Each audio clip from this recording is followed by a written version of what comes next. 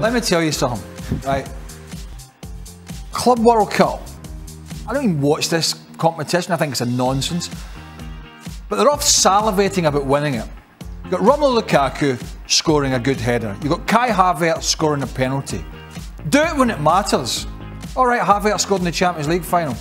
As they're off celebrating like they've won the World Cup, Manchester City are racking up a 16-point lead on Chelsea where it really matters. The Premier League. The big competition for them. And they're off there celebrating like they're the greatest thing since sliced bread. And meanwhile, they're getting their backside booted all over the place from Manchester City. It's embarrassing. But Chelsea fans will say, hey, wait a minute. Chelsea fans, wait a minute, Craig Burley. The only reason we're in this competition is because we beat Manchester City in the Champions League final. So give us our due. We've earned a place here. We've earned a reason to celebrate. Champions League final is fine. Winning the Premier League is fine. The Club World Cup is a nonsense. It's a showcase event. It's a plastic trophy. I don't buy £100 million strikers to win the bloody Club World Cup. I buy them to challenge Manchester City and Liverpool in the Premier League. They haven't done it. They're 16 points behind. They have not a snowball's chance of winning it this year. And the way they're playing, they've got no chance of winning it next year. So spare me this plastic fans, plastic cup, Club World Cup nonsense. Your bread and butter is the Premier League, and Man City are whipping your backsides. Chelsea fans say you're bitter from 1997. Yeah, he's bitter. That's it. Yeah, I'm bitter.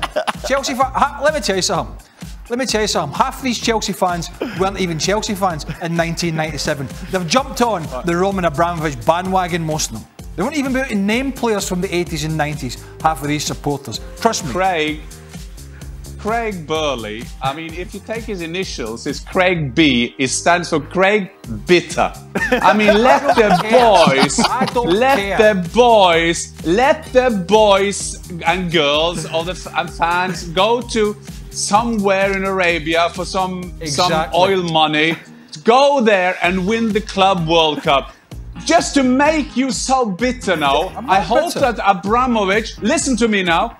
I hope that Abramovich will make a deal with Elon Musk, Amazon, whoever, to play Saturn, Mercus, Uranus, and they will play a global Earth planet kind of competition just to make you bitter. I mean, the Premier League, they win the Premier League, they win the Champions League, let them have the Club World Cup. Don't be so bitter because you couldn't play that final back in the 90s. What is the Club World Cup? What is it?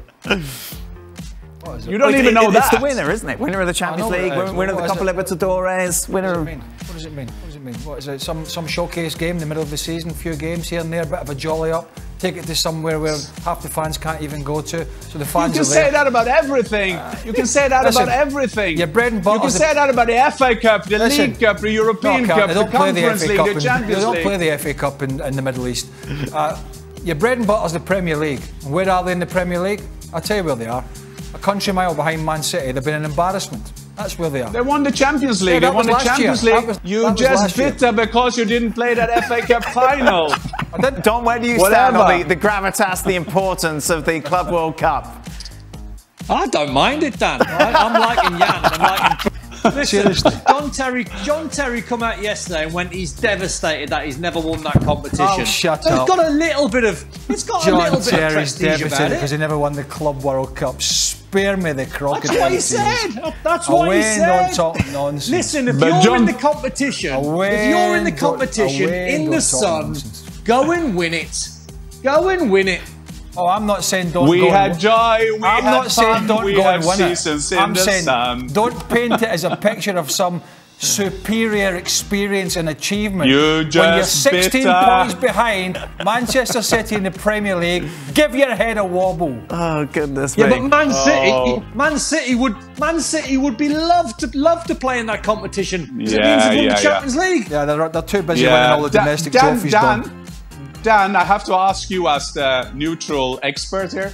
who was the manager who didn't let Craig play in that final? Well, that was Ruud Gullit, wasn't it? Yeah. Oh, so he's the reason why this man is so bitter. You know the trouble is. You know the trouble is with people these days. They just can't get it when people take the truth serum. Craig, get a passport in the time.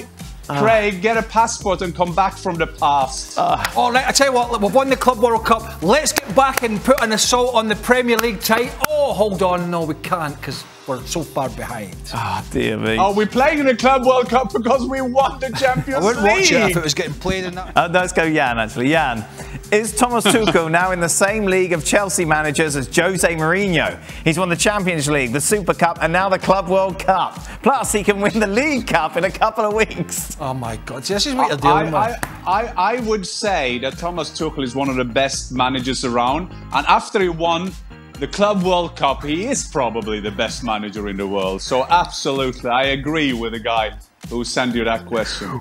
But Thomas Tuchel... Come on, Jay Deep. What's Jay Deep saying there? Come on. What's wrong? What's wrong, Don? Better than Jose, what he's done at Chelsea, surely. Because he's got a Club World Cup and a Super Cup. Jan says with a straight face he's the best manager in the world.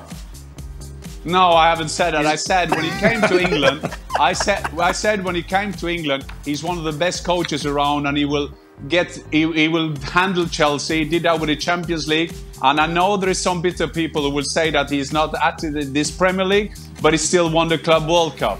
He's not going to let it go. Who won the Club World Cup last year? You got 3 seconds. I have no idea. Exactly. See, I told you. Such an input. Who won it? I knew I'd get them. Who won it last year? Who cares? Who won it the year before? Who cares? Who won it this year? Who cares? Well, there you have it. Chelsea are champions of the world. It took them till extra time for that 2-1 win over Palmeiras. Were they deserving of it, Yanis? I think in the end they were. I think I want to do give credit to Palmeiras, not just because that's what you normally do, but I thought that tactically for the most part they matched Chelsea, right? I mean, if you look at the stats purely in terms of possession and all that, we all know that's often meaningless, especially with Chelsea. They very often have that and frustrate us, and I think they did throughout the game. It was tactical matchup between the two, and Chelsea, my goodness, I mean, Thomas Tuchel surprised us with like 3 different formations in terms of substitutions and all the changes as well. But I think Palmeiras were there. They had their chances. They were dangerous. And but in the end, hats off to Chelsea Football Club, because as we all know it, they've won everything there is to be won, really, in terms of every major trophy. I think that's important.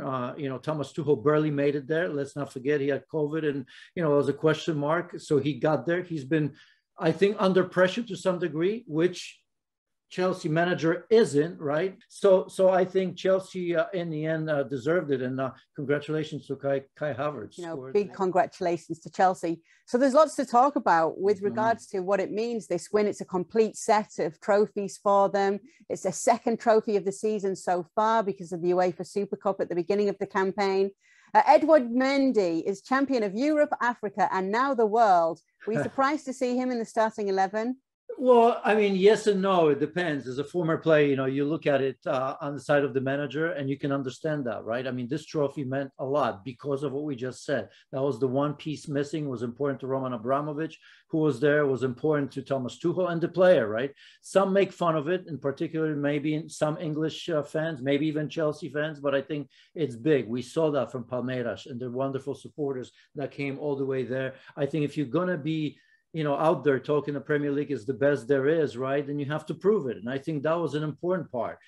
In my book, I mean, are they the world champions? Of course not, because the tournament, it's kind of a small piece of it. But I think it's one where you match yourself against, the best from other continents. And Palmeiras are a great team, of course. They won Copa Libertadores back-to-back. They've done better than they did last time out, right? So fair play. So I think for a manager, Kay, you want to start the best players. And in his mind, Edouard Mendy is number 1. And it's hard to argue.